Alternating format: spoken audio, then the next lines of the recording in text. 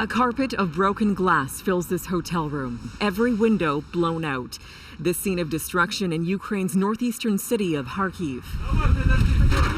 Officials there say Russia pounded the city with at least 6 missiles Saturday night, injuring some 30 people, including 2 teens, and hollowing out shops, restaurants, apartment buildings, and medical facilities. This is our New Year's, cries this woman who was injured in the attack. It's the latest in a surge of missile and drone strikes over the past few days, Russia launching the largest aerial bombardment of the war on Friday. Ukraine then hitting back with this. Attacks on the Russian city of Belgorod. Here, residents laid flowers at a memorial in honor of the 24 killed. This is a very sad day, says this man. I knew some of the victims.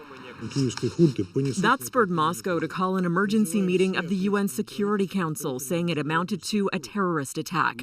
But there was little sympathy for Russia. Putin is responsible for the senseless and unnecessary loss of life. This is his war. A war the Russian president barely mentioned in his New Year's speech, except to hail his soldiers as heroes. Ukraine's president with a New Year's message of his own, saying few believed we'd make it through 2022, let alone standing through 2023.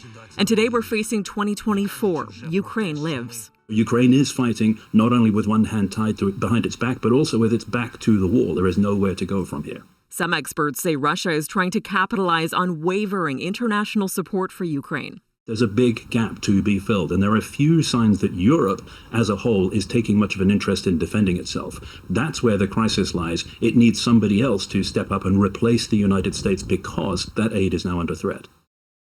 Tandy, there's a little sign of progress in Washington on sending more aid to Ukraine. And that's right. Upwards of $60 billion in aid for Ukraine is still tied up in Congress. Republicans have so far tied that money to border security, given the migration surge in the South. Now, Congress is still on its holiday break, but Senate negotiators have been meeting over the past week or so, yet still reportedly no sign of an imminent deal. And that's important because aid from the U.S. has essentially run out. The last military aid package was sent to Ukraine last week, and President Biden used these most recent attacks by Russia to pressure lawmakers, saying Congress must take urgent action in the new year, adding we cannot let Ukraine down. Ian? Tandy Fletcher reporting from Washington.